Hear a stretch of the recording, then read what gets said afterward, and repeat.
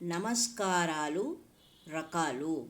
నమస్కారాన్ని చేసే పద్ధతిలో ప్రధానంగా 3 విధానాలు ఉన్నాయి. అవి కాయక నమస్కారము, వాచిక నమస్కారము, మానసిక నమస్కారము. కాయక నమస్కారం, కాయము అంటే శరీరము అని అర్థము. కాబట్టి శారీరకమైన నమస్కారాన్ని అంటే శరీరంతో చేసే నమస్కారానికి కాయక నమస్కారము అని పేరు వచ్చింది. కాయక నమస్కారము 5 విధాలుగా చెప్పబడింది.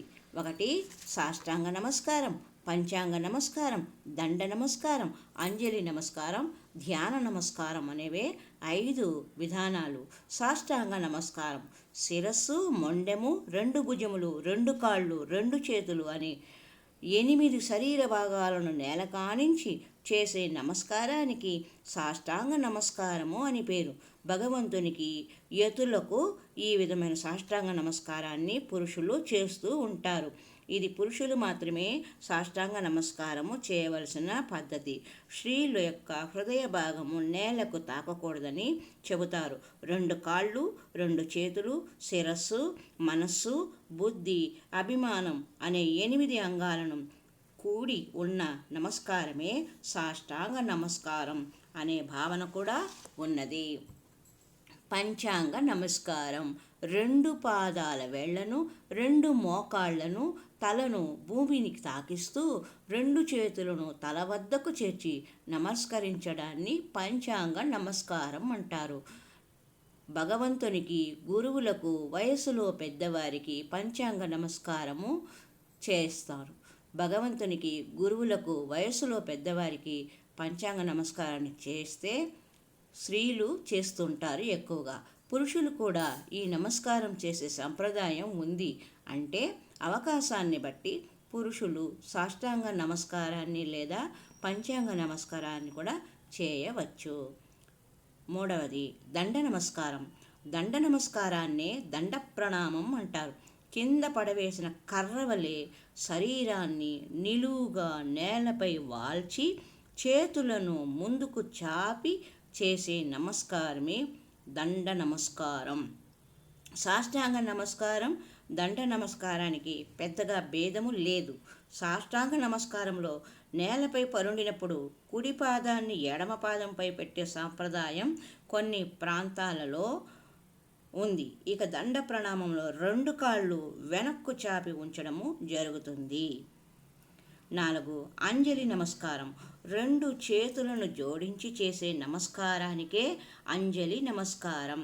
సాధారణంగా సమవయస్సు కలవారు ఒకరికొకరు పలకరించాల్సి వచ్చినప్పుడు నూతన వ్యక్తులను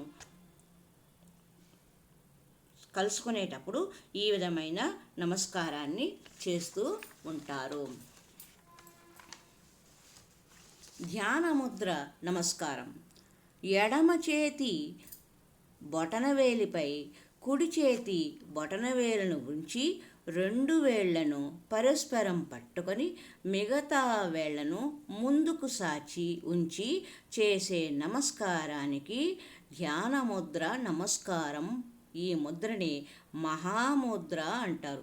ఈ నమస్కారంతో భగవంతునికి నమస్కరించడం వలన త్వరగా ఫలితాలు లభిస్తాయి.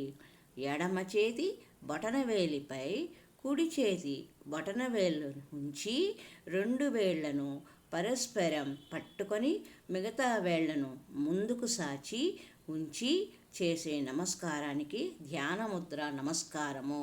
ఈ ముద్రనే మహాముద్ర అంటారు. ఈ నమస్కారంతో భగవంతునికి నమస్కరించడం వలన విశేషమైన ఫలితాలు లభిస్తాయి.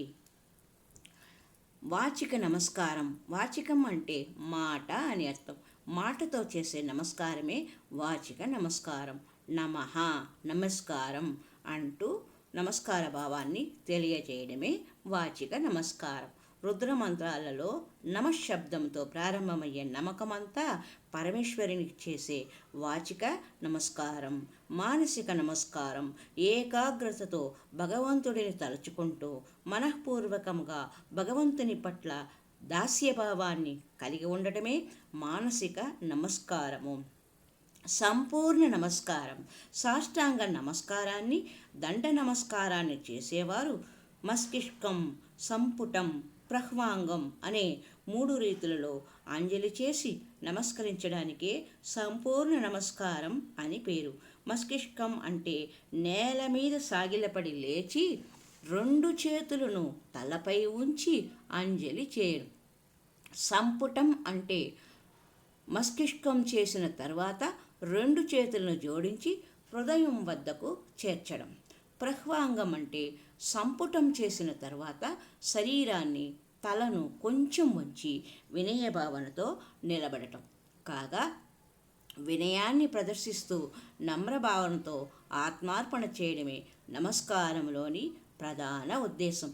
కాబట్టి భావనాలోపం లేకుండా అవకాశాన్ని బట్టి ఏ విధమైన నమస్కారాన్నైనా చేయవచ్చు. హరి ఓం తత్సత్. సర్వే జనా సుఖినో భవంతు. లోకా సమస్తా సన్మంగళాని సంతు. ఓం శాంతి శాంతి శాంతి.